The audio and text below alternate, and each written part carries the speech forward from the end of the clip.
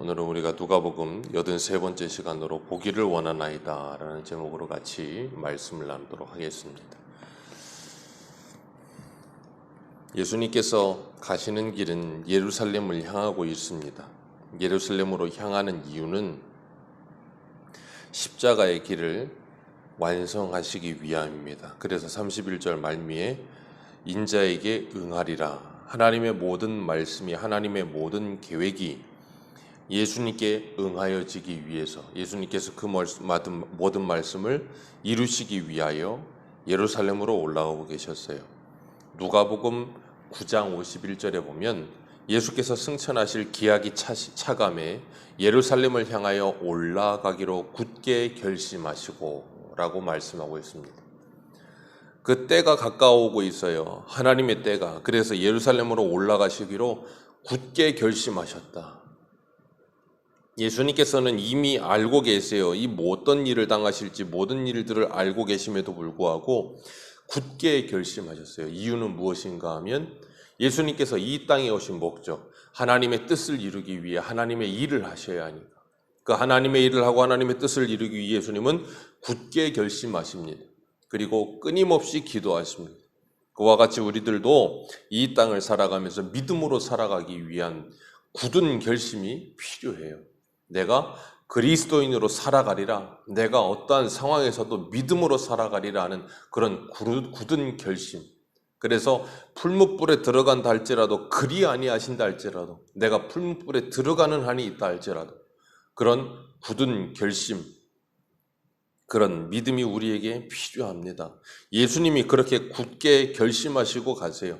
우리도 굳게 결심하며 가기 위해 늘 기도하면서 성령님을 의지해야 될 줄로 믿습니다. 예수님께서 예루살렘으로 향해 가시는데 오늘 31절에 보면 12제자를 데리시고 가셨다 그랬어요. 예수님은 어디를 가든 이 12제자를 항상 데리고 다니셨어요. 그리고 그들에게 보라, 우리가 예루살렘으로 올라가노니 선지자들을 통하여 구약에 기록된 모든 말씀들이 인자에게 응하리라. 그거 위에 우리는 예루살렘으로 간다라고 말씀하셨어요. 그런데 예수님을 따르는 제자들은 왜 예수님께서 거기 가는지 아직도 이해를 못해요. 그래서 34절 같이 한번 읽겠습니다. 시작. 제자들이 이것을 하나도 깨닫지 못하였으니 그 말씀이 감추었으므로 그들이 그 이르신 바를 알지 못하였더라. 아멘. 제자들이 이것을 하나도 깨닫지 못했다라고 말씀하고 있어요. 그 이유는 하나입니다. 그 말씀이 감추어져 있었기 때문이다 그랬어요. 깨닫지 못하는 이유, 감추어져 있으니까 깨닫지 못한다 그랬어요. 이 감추어졌다는 말이 무엇인가?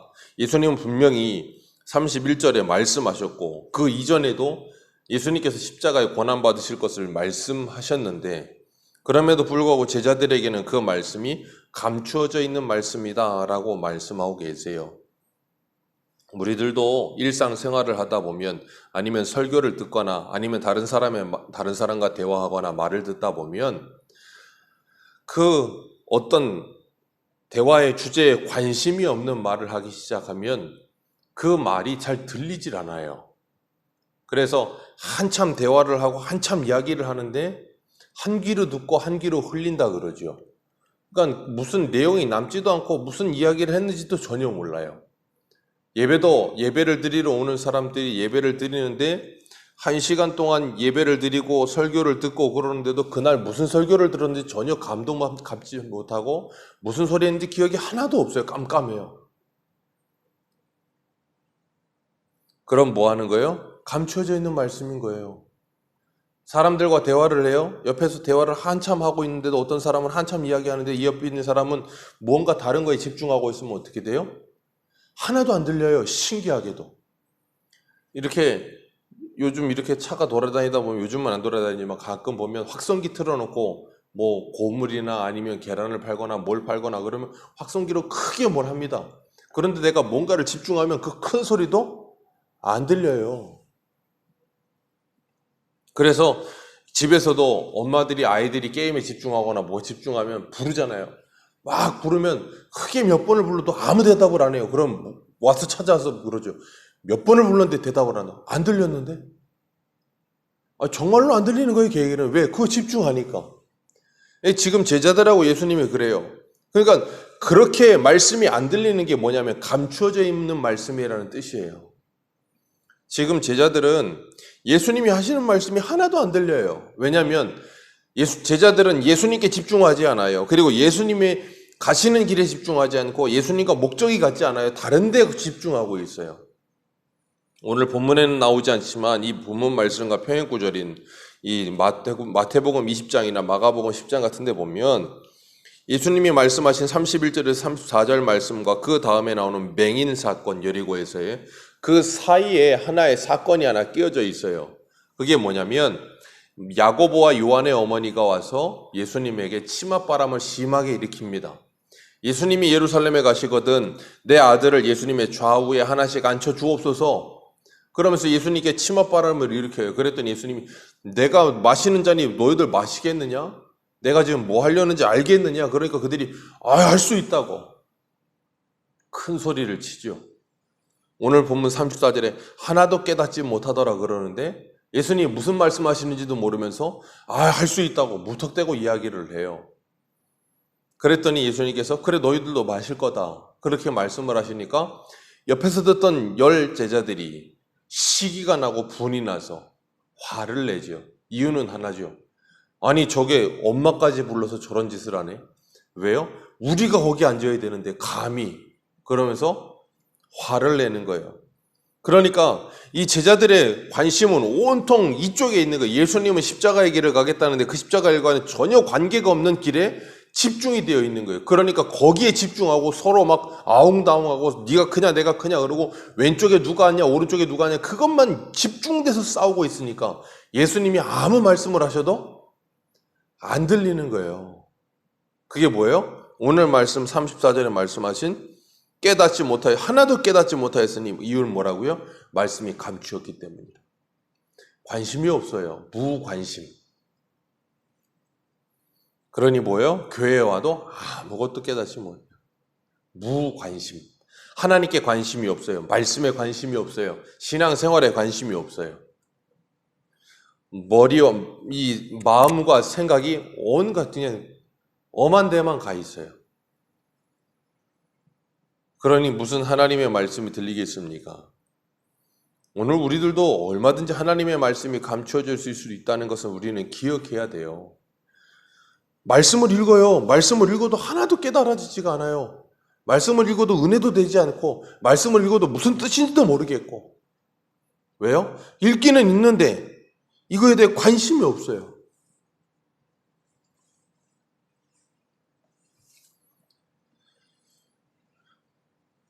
우리들은 예수님께서 굳은 결심을 하시고 예루살렘에 올라가시듯 우리들도 하나님의 말씀을 우리의 마음에 붙들고 그래서 성령께서 말씀을 열어주셔야만 우리가 말씀을 깨닫는다는 말이 그냥 하는 말이 아닌 거예요. 아무리 많이 공부를 해도 아무리 많이 읽어도 받아들여지지가 않아요. 성령께서 역사하시지 않으면. 그래서 우리는 하나님의 말씀을 들을 때도 정말로 우리의 마음과 자세가 정말로 중요해요. 하나님, 내 마음을 열어, 내 생각을 열어 하나님의 말씀을 듣게 해 주옵소서. 그런 기도 정말로 많이 해야 합니다. 그러지 않으면 우리는 이 지식적인 측면만 커져요. 그러니까 어떻게 돼요? 바리새인 되는 거예요. 안다는 거예요. 예수님이 뭐라 그래요? 안다고 하니 네 죄가 그대로 있다는 거예요. 안다는 게 뭔지를 모르니까 안다고 말을 하는 거예요. 이 굉장히 철학적인 말처럼 들리겠지만 주님께서 그러셨어요. 본다고 하니 그 죄가 그대로 있도다. 못 보면 좋은데. 그러니까 오늘 본문에 그래서 35절부터 나오는 거 보면 예수님께서 여리고로 가는데 한 맹인이 구걸을 하고 있어요.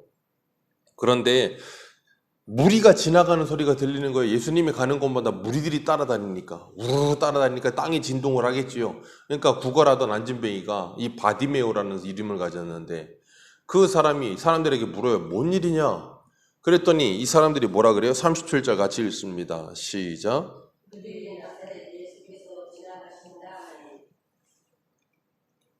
그들이 나사렛 예수께서 지나가신다 하니 그들에게 예수님은 어떤 예수님이냐면 나사렛 예수예요. 나사렛 지방에서 나온 예수님. 그런데 이 바디메오는 그 말을 듣고 나서 소리를 쳐 말하되 대본의 48절에 뭐라 그래요? 다윗의 자손 예수여 나를 불쌍히 여기소서. 그곳에 있는 무리들에게 예수님은 나사렛 예수인데 이 바디메오에게 예수님은 다윗의 자손 예수예요. 왜요? 구약 성경에서부터 말씀하고 있는 그 다윗의 자손이 와서 우리들을 구원하여 줄 메시아가 될 것이다라는 그 예언의 말씀을 붙들고 이 사람은 이야기하는 거예요. 그래, 그분이야말로 나에게 메시아가 될 뿐이다.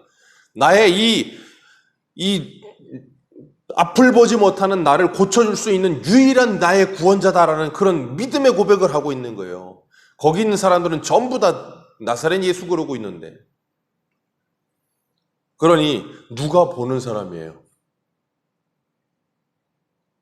예수님을 예수님으로 제대로 보지 못하며 나사렛 예수로 보고 있는 그들이 바로 맹인이에요. 이 바디메오가 진짜 보는 사람인 겁니다. 그러니까 이게 참 신앙의 아이러니인 거예요. 누가 진짜 성경인지 이해를 못해요. 오늘날의 사람들 보세요. 정상적인 사람이 별로 없어요. 그러면서도 자기들은 사지 육체가 멀쩡하니까 자기들은 정상인이라고 말을 하고 있고 몸이 불편하신 분들을 장애인이라고 불러요. 누가 진짜 장애인데요? 그래서 흔히 그런 말, 인격장애, 뭐 그런 말도 있잖아요. 아니, 그거 진짜 장애예요. 근데 그걸 장애라고 생각질 않아요.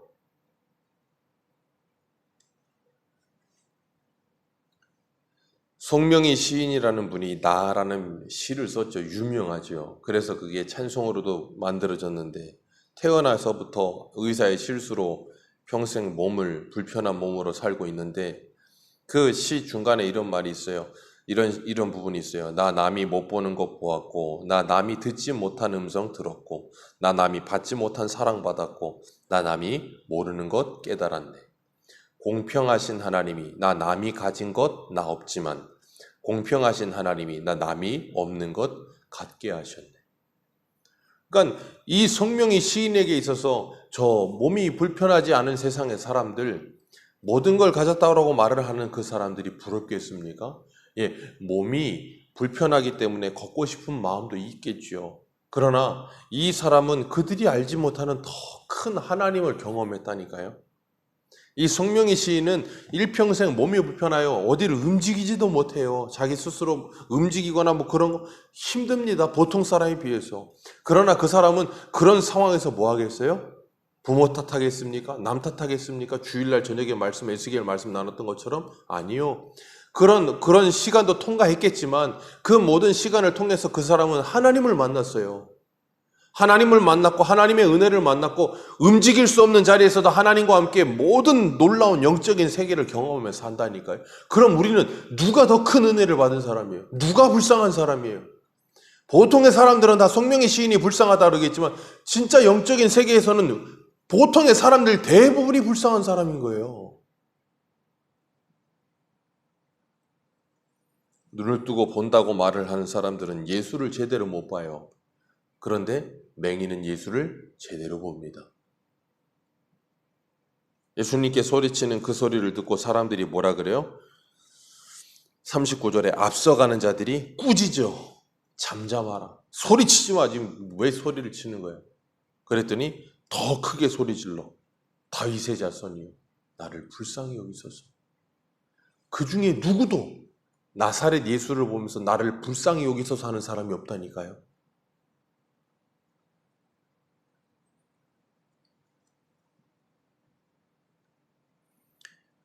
그 소리를 듣고 예수님께서 데려오라. 그리고 나서 그에게 물으세요. 무엇을 해주기를 원하느냐? 그 사람이 주여 보기를 원하나이다. 보기를 원하나이다. 우리들의 일평생에 소원이 되어야 할 줄로 믿습니다. 하나님의 말씀을 보기를 원하나이다. 하나님의 말씀을 듣기를 원하나이다. 욥과 같이 귀로만 듣던 하나님 눈으로 보기를 원하나이다. 그 영원한 하나님의 나라에 대한 풍성한 소망이 있기를 원하나이다. 주님께서 42절에 보라 내 믿음이 너를 구원하였느니라 그렇게 말씀하세요. 내 믿음이 너를 구원하였느니라. 그곳에 있는 수많은 무리들이 있지만 그 어느 누구 하나 예수님을 통해 이런 은혜를 받은 사람이 없어요.